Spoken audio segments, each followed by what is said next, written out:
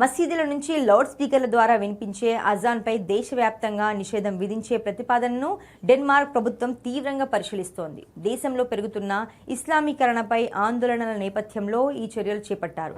Denmark immigration minister మోర్డెన్ బొడెస్కోవ్ ఈ నిర్ణయాన్ని వెల్లడించారు. డెన్మార్క్ ఇళ్ల పైకప్పులపై అజాన్ శబ్దాలు వినిపించకూడదు అని ఆయన స్పష్టం చేశారు. బహిరంగ ప్రదేశాలలో అజాన్ ప్రసారాలు దేశ సంస్కృతికి భిన్నంగా ఉన్నాయని, డెన్మార్క్లోని కొన్ని ప్రాంతాలు చూస్తుంటే పాకిస్తాన్లోని ఇస్లామాబాద్ శివారు ప్రాంతంలో అనిపిస్తోందని మంత్రి వ్యాఖ్యానించారు.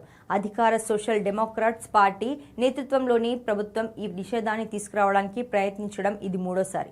గతంలో 2020-2025 సంవత్సరాల్లో ఇలాంటి ప్రతిపాదనలు వచ్చినప్పటికీ అవి చట్టరూపం దాల్చలేదు. ప్రస్తుతానికి దేశవ్యాప్త నిషేధం లేనప్పటికీ రాజధాని కోపెన్హాగన్ వంటి నగరాల్లో కఠినమైన స్థానిక శబ్ద నియంత్రణ నిబంధనల వల్ల ఇప్పటికే లౌడ్ స్పీకర్లపై ఆంక్షలు అమలులో ఉన్నాయి.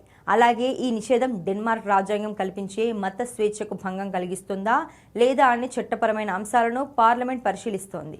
యూరప్లోనే అత్యంత కఠినమైన వలస విధానాలను అనుసరిస్తున్న దేశాల్లో డెన్మార్క్ ఒకటి. ఇటీవల కాలంలోనే అక్కడ బహిరంగ ప్రదేశాల్లో ముస్లిం మహిళలు బుర్కాలు, హిజాబ్లు ధరించడంపై కూడా చట్టపరమైన ఆంక్షలు విధించారు. డెన్మార్క్లో అధికారికంగా మతపరమైన జనాభా లెక్కలు సేకరించినప్పటికీ వివిధ అంతర్జాతీయ నివేదికలు, డెన్మార్క్ విదేశాంగ మంత్రిత్వ శాఖ అంచనాల ప్రకారం అక్కడ సుమారు 2,70,000 నుండి 3 లక్షల మంది ముస్లింలు నివసిస్తున్నారు. ఇది డెన్మార్క్ మొత్తం జనాభాలో దాదాపు 4.3% నుంచి 5% వరకు ఉంటుంది. డెన్మార్క్లో క్రైస్తవ మతం తర్వాత ఇస్లాం రెండవ పెద్ద మతం. దేశవ్యాప్తంగా సుమారు 100 నుండి 190 వరకు మసీదులు ఉన్నాయి.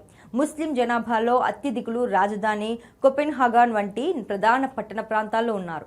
ఇక వెస్ట్రన్ యూరప్ దేశాలలో మొత్తం ముస్లిం జనాభా సుమారు 2.6 నుండి 3 కోట్లు ఉంటుందని అంచనా.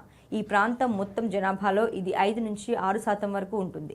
ఇందులో అత్యధిక భాగం France, Germany, UK, Italy, Netherlands వంటి దేశాలలో ఉన్నారు. ఈ దేశాలు ఇస్లామిస్ట్ తీవ్రవాదం నుంచి తీవ్ర సామాజిక సమస్యలను ఎదుర్కొంటున్నాయి. ముఖ్యంగా ఫ్రాన్స్, యూకే, బెల్జియం, జర్మనీ, స్వీడన్లో తరచూ తీవ్రవాద ఘటనలు జరుగుతున్నాయి. ఈ నేపథ్యంలో ఫ్రాన్స్ మసీదులకు విదేశీ నిధులపై ఆంక్షలు విధించింది. తీవ్రవాద ధోరణులను అణచివేయడానికి యాంటీ సెపరేటిజం చట్టాన్ని తెచ్చింది. జర్మనీలో ఇస్లామిస్టు శక్తులు యువతను రాడికలైజ్ చేస్తున్నాయి. దాంతో ఇస్లామిస్టు ప్రచారాలు చేసే మసీదులు, ఇస్లామిక్ సెంటర్ హాంబర్గ్ వంటి సంస్థలపై దేశవ్యాప్తంగా నిషేధం విధించింది.